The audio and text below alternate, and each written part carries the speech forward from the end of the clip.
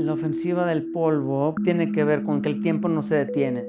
O sea, el polvo nos está pisando los talones y vamos hacia la muerte. Es una especie de punto en el que miramos hacia atrás y ya vemos que estamos llegando a ese punto en el que polvo seremos.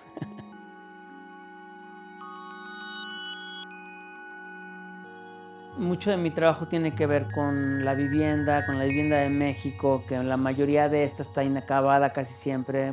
Vayas hacia donde vayas, vas a ver obra negra por todos lados. Y eso para mí es una fuente de inspiración.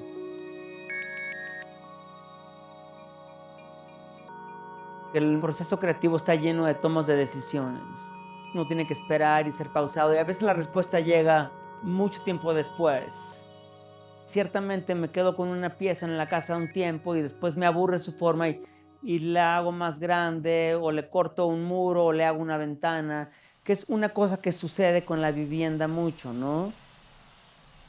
Vivimos en una ciudad a la que le hemos ido restando y restando y restando áreas verdes. Estamos desconectados de la naturaleza. Creo que debemos ir en sentido contrario, recuperando esos espacios perdidos. Deberíamos de tener más parques y más camellones con plantas. Cada vez trato de meterlas más, pero va por ahí, por recuperar esa convivencia con ese mundo al que hemos dado la espalda. Y es una manera de decir, estoy en desacuerdo, ¿no?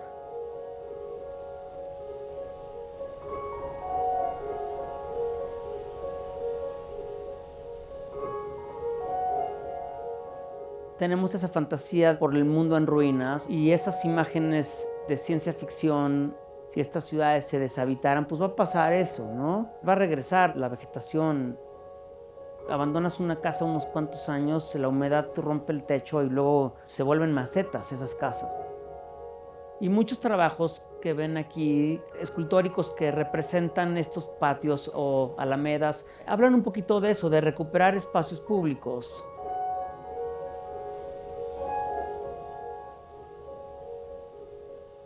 Satisfago, digamos, que dos inquietudes que tengo. Una, que es una escultura que remite a unos espacios arquitectónicos o habitables o recorribles, y otra que es quizás más juguetona, como esta en la que desarrollo estos animales quizás y que voy haciendo a la par.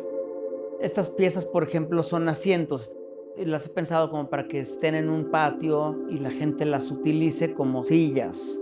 Hay una tradición en la escultura prehispánica de tronos con morfologías animales.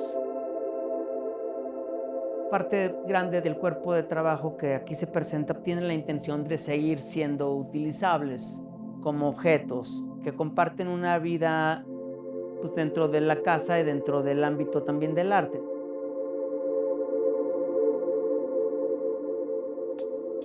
La foto es una cosa que está siempre ahí, como un medio final para proyectar algo. Entre el dibujo, la palabra y la foto, me voy apoyando para al final ya meterme al taller y hacerlo, el objeto material. Creo que la curiosidad fue uno de los motores o combustibles que me llevó a irme metiendo en otras ramas. Y esa búsqueda por encontrar otros caminos y otras inspiraciones. Me interesa conocer el proceso, hacerlo también de la manera de lo posible. Me interesa mucho la parte de la artesanía. Me gusta meter las manos a la materia. Por supuesto que el resultado final me interesa muchísimo. Yo disfruto mucho del objeto terminado, que tenga encanto, que tenga alma, y creo que eso se ve también cuando uno participa del proceso, no nada más conceptual, sino el proceso también de la factura.